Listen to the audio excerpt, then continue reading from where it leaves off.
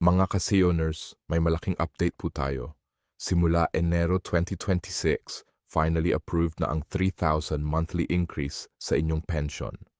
Kung isa kayo sa mga regular disability or survivor pension beneficiaries, mahalagang malaman ang buong detalye upang masigurong maayos ang pagpasok ng dagdag na benepisyo. Magandang araw po sa lahat ng SSS pensioners. Ang update na ito ay tungkol sa opisyal na anunsyo ng 3,000 monthly increase na matatanggap simula Enero 2026. Ito ay bahagi ng SSS program na naglalayong tulungan ang mga pensioner na makasabay sa patuloy na pagtaas ng presyo ng bilihin at iba pang araw-araw na gastusin. Sino ang kwalipikado sa increase na ito? Regular retirement pensioners, disability pensioners, survivor pension beneficiaries. Kung aktibo ang inyong SS record at tama ang inyong personal at bank details, automatiko itong papasok sa inyong buwanang pensyon. Walang karagdagang aplikasyon ang kailangan. Ang 3,000 increase ay hiwalay sa regular na pensyon at direktang ika-credit sa inyong ATM o registered bank account. Walang kaltas at walang processing fee.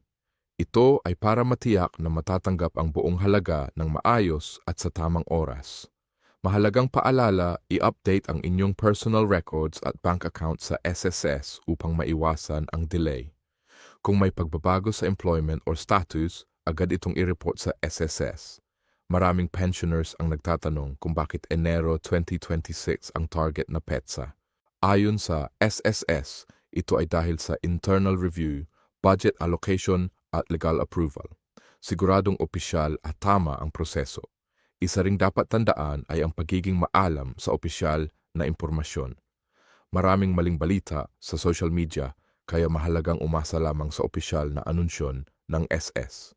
Sa kabuuan, ang 3,000 monthly increase ay malaking tulong sa bawat pensioner.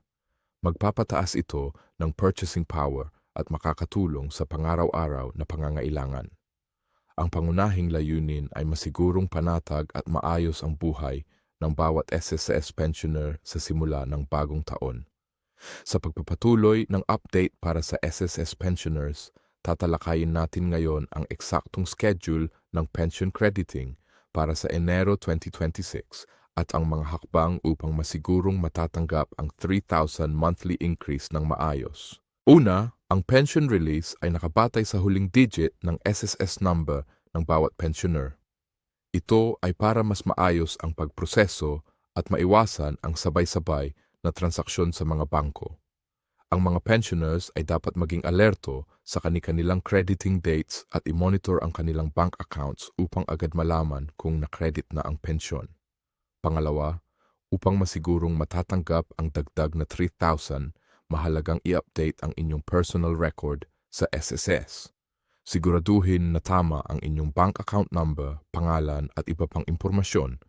Ang maling detalye ay maaaring magdulot ng pagkaantala sa pagpasok ng pensyon o ng dagdag na benepisyo. Pangatlo, para sa mga pensioners na may patuloy na trabaho o kita, mahalagang maunawaan ang bagong patakaran o work rules na ipinapatupad ng SSS. Ang mga patakarang ito ay naglalayong tiyakin na ang pension benefits ay naayon sa inyong kasalukuyang employment status. Ang hindi pagsunod sa patakaran ay maaaring magdulot ng temporaryong pagkaantala sa pag-release ng pensyon. Pang-apat, kung may mga katanungan o kailangang klaruhin, maaari ring makipag-ugnayan sa SSS sa pamamagitan ng kanilang opisyal na hotline o website. Ito ay makakatulong upang masiguro na tama ang inyong impormasyon at walang magiging problema sa pag-credit ng pensyon. Bukod sa technical na aspeto, mahalaga ring manatiling updated sa opisyal na anunsyo ng SSS.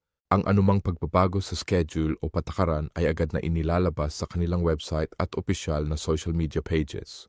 Huwag magpadala sa mga hindi kumpirmadong impormasyon na kumakalat sa social media. Sa kabuuan, ang 3,000 monthly increase ay ipapasok ng maayos, basta ang bawat pensioner ay sumusunod sa tamang proseso.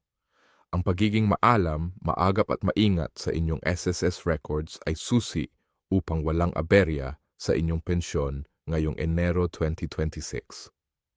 Ngayon, sa huling bahagi ng update para sa SSS pensioners, Tatalakayin natin ang kabuuang benepisyo at kung paano makakaapekto ang 3,000 monthly increase sa pangaraw-araw na pangangailangan. Ang dagdag na 3,000 ay malaking tulong para sa bawat pensioner. Sa simpleng halimbawa, kung ang isang regular retirement pensioner ay kasalukuyang tumatanggap ng 10,000 kada buwan simula Enero 2026, ito ay tataas sa 13,000 kada buwan. Ang karagdagang halaga na ito ay maaaring gamitin sa iba't ibang pangangailangan tulad ng pagbili ng pagkain at gamot, pagbabayad sa utility bills, pangaraw-araw na transportasyon at iba pang gastusin.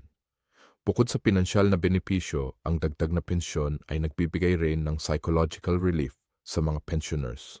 Alam nilang may dagdag na suporta para sa kanilang pangaraw-araw na buhay at ito ay nagbibigay ng mas malinaw na plano para sa kanilang budget sa bagong taon.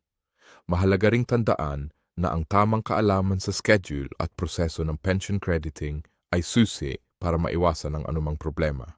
Ang mga hakbang na dapat sundin ay simple. Siguraduhin ang updated bank details. Alamin ang eksaktong crediting date sa huling digit ng SSS number at manatiling alerto sa opisyal na announcements ng SSS. Sa kabuuan, ang 3,000 increase ay hindi lamang dagdag sa bulsa kundi hakbang din ang gobyerno upang masigurong ang mga SSS pensioners ay may sapat na suporta sa kanilang pagtanda. Ito rin ay patunay na ang mga pensioners ay binibigyan ng karampatang halaga at respeto sa kanilang kontribusyon sa SSS sa loob ng mga taon. Sa pagtatapos, ang mensahe para sa lahat ng SSS pensioners ay malinaw.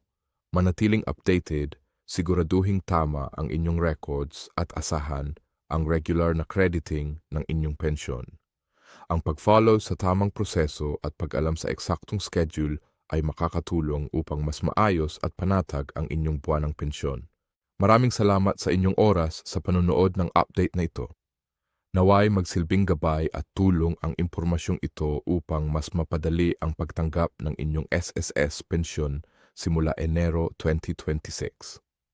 Panatilihin ang tamang impormasyon at maging handa sa bagong taon dahil ang kaalaman at tamang paghahanda ang susi sa maayos na buhay bilang SSS pensionary. M1